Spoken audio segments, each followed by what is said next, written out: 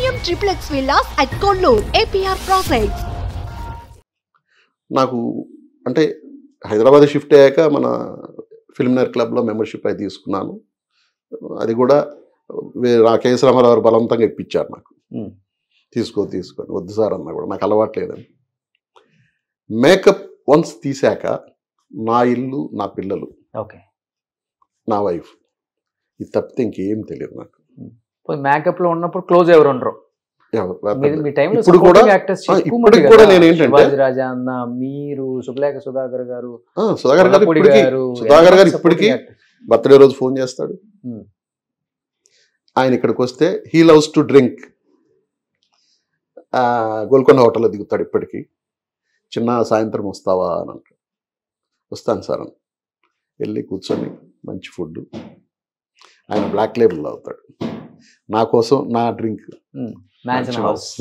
తీసుకొచ్చి పెట్టిస్తాడు, మంచి ఫుడ్. ఒక ఇద్దరు ముగ్గురు క్రికెటర్స్ అండ్ ఫ్రెండ్స్ ఉన్నారు, ప్లస్ రామ్ జగన్ బాగా క్లోజ్. కూర్చొని ఎప్పుడైనా 2 months 6 months ఒకసారి ఆయన వచ్చినప్పుడు పిలుస్తాడు. అది అంతవరకే. కానీ ఎక్కువ టైము నాకు 3 ప్లేస్లే తెలుసు ఇక్కడ. ఇప్పుడు అంతకుముందు అయితే 2, షూటింగు, ఇల్లు షూటింగ్.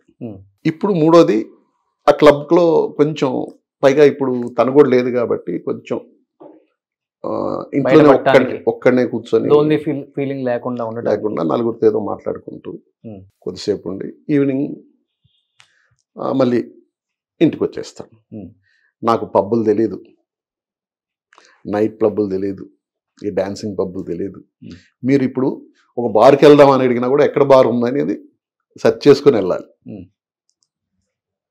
వేరే ఫ్రెండ్స్ సినిమాకి సంబంధించి నేను కొంచెం శ్రీకాంత్తో క్లోజ్గా ఉండేవాడు. ఏదైనా పార్టీ ఏది ఉంటే వాళ్ళ ఇంటి వరకు వెళ్ళేవాడిని, అంతే, ఇంకెక్కడికి.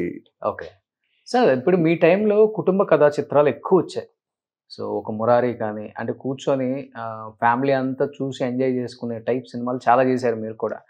అప్పుడు ఎలా ఉండేది ఆ హీరోలతో? అందరూ స్టార్ హీరోలు, ఇప్పుడు లైక్ మహేష్ బాబు కావచ్చు, ఎన్టీఆర్, అందరూ బాగుండేవాళ్ళండి.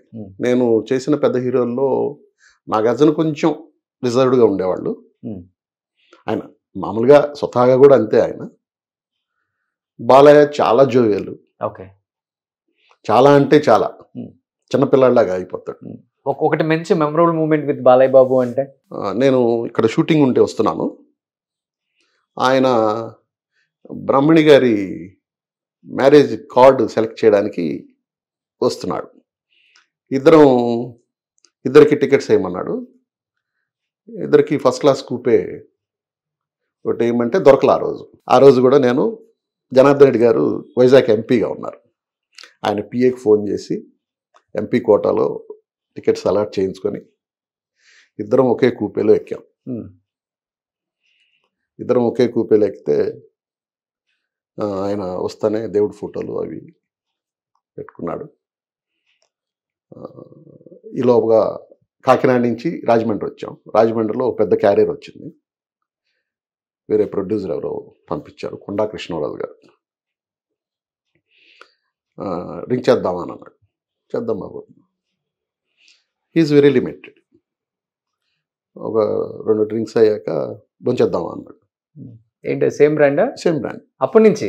ఓకే, భోంచేద్దామా అన్నాడు. నేను ఇంకోటి తీసుకుంటాను బాబు. ఓకే, కానీ తీసుకున్నాము, భోంచేసాము. భోంచేసాక మంచి కబ్బా అంటారు తెలుసా, ఇక్కడ పాకెట్ ఉంటుంది. అవును అవును అవును. అవి వాళ్ళ మామ వేస్తారంట. మా మామ దగ్గర కొట్టుకొచ్చాను ఇది. ఇద్దరు సరదాగా తీసుకున్నాక ఆయన తినిన తర్వాత ఫస్ట్ క్లాస్ ఏసీలో అటెండర్ ఉంటాడు. ఈయనే ప్లేట్ తీసుకెళ్ళి ఆ డస్ట్ అంతా డస్ట్బిన్లో వేసి ప్లేట్ వాష్ చేసుకుని, ఆయన చేశాడు కాబట్టి ఇంకా నేను కూడా వెనక వెళ్ళి నేను వాష్ చేసుకుని వచ్చేది పెట్టుకున్నాక, నువ్వు పైన పడుకుంటావా కింద పడుకుంటావా? మీరు బాబు, నేను పైన పడుకుంటాను. పడుకోండి. నేను కింద పడుకున్నాను, నేను పైన పడుకున్నాను. నాకు ఒక 3:30కో ఎప్పుడు మెలకు వచ్చింది. మెలకు వచ్చి ఇట్లా వేసి చూస్తే నా కాళ్ళ దగ్గర కూర్చుని పంచాంగం చదువుతున్నారు. చక్కని లేసాను అనమాట. బాబు మీరు ఇక్కడ పడుకో పడుకో అని అన్నాడు. అది కాదు బాబు, నీకు అర్లీగా లేచే అలవాటు ఉందా మామూలుగా జనరల్గా? లేదు బాబు, లేట్గానే లేస్తాను. మరి పడుకో అని అన్నాడు. నాకు ఆయన కాళ్ళ దగ్గర కూర్చుంటే ఏదోగా ఉంది. నేను పైకి వెళ్ళి పడుకుంటాను బాబు, మీరు కంఫర్ట్గా కూర్చోండి ఇక్కడ. ఓకే, వెళ్ళి పైకి వెళ్ళి. Is a very practical man. పైకి వెళ్ళి పడుకున్నాక ఒక 6:30 ఆ టైంలో చిన్న అని మెల్లగా లేపుతున్నాడు. లేచి బాబు అంటే, మౌలాలి వచ్చింది, మనం నెక్స్ట్ దిగాలి, ఒకసారి నువ్వు లగేజ్ అవి సెట్ చేసుకో. అప్పుడు నేను దిగొచ్చి, మౌలాలి నెక్స్ట్ స్టాప్ సికింద్రాబాద్ కదా, దిగొచ్చి నాది ఒకటే బ్యాగ్ తీసి పక్కన పెట్టుకుంటే ఆయన ఒక 3-4 బ్యాగ్స్ ఉన్నాయి. ఇవన్నీ ఇలా పెట్టి 1, 2, 3, 4 నా బ్యాగ్స్, నీవి లెక్కేసుకో, నాది ఒకటే బాబు. ఓకే, చాలా ప్రాక్టికల్గా ఉంటుంది ఇది. మీకు చెప్తేనే ఆశ్చర్యంగా ఉంటుంది. అదే కామన్గా మనం ఎట్లా. సూపర్. అయ్యాక ఇంటికి వచ్చాము. నేను షూటింగ్కి వెళ్ళాను. మధ్యాహ్నం ఫోన్ చేశాడు, మళ్ళీ ఈవినింగ్ రిటర్న్ వెళ్తున్నాం, రేపు అక్కడ షూటింగ్ ఒక్క మగాడు చేస్తున్నాం. అప్పుడు చిన్న ఈవినింగ్ ఏంటి ఫుడ్ ఇది అని అన్నాడు. మా ఆవిడ అప్పటికే మంచి పాయ పరోటా ఈవినింగ్కి ప్రిపేర్ చేస్తాను. బాబు ఇలా నేను తీసుకొస్తున్నాను. ఓకే, నేను కూడా ఏదో ఒకటి తీసుకొస్తాను అన్నాడు. నేను మంచి బాక్స్కి తీసుకెళ్తే హ్యాపీగా అసలు తృప్తిగా తిన్నాడు. తిని ఒకసారి మీ ఆవిడకి ఫోన్ చేయని అన్నాడు. ఫోన్ చేసి తీసుకొని, అమ్మా తల్లి అద్భుతంగా చేసావమ్మా, చాలా థ్యాంక్స్ అమ్మా. Is all memorable things. Great man. So ఆయన గురించి ఇంకా భలే చెప్తారు ఆర్టిస్టులు చాలా మంది. చాలా జోయల్గా ఉంటాడు ఆయన. అంటే కోపం ఎక్కువే, అది మన బిహేవియర్ని బట్టి కూడా ఉంటుంది కదా. ప్రేమ ఎక్కువ ఉన్న కోపం కూడా ఎక్కువ ఏముంది దాంట్లో. మహేష్ బాబు ఒకడు, హీస్ నైస్ పర్సన్. ఎలా ఉండేది మురారి సెట్ లో?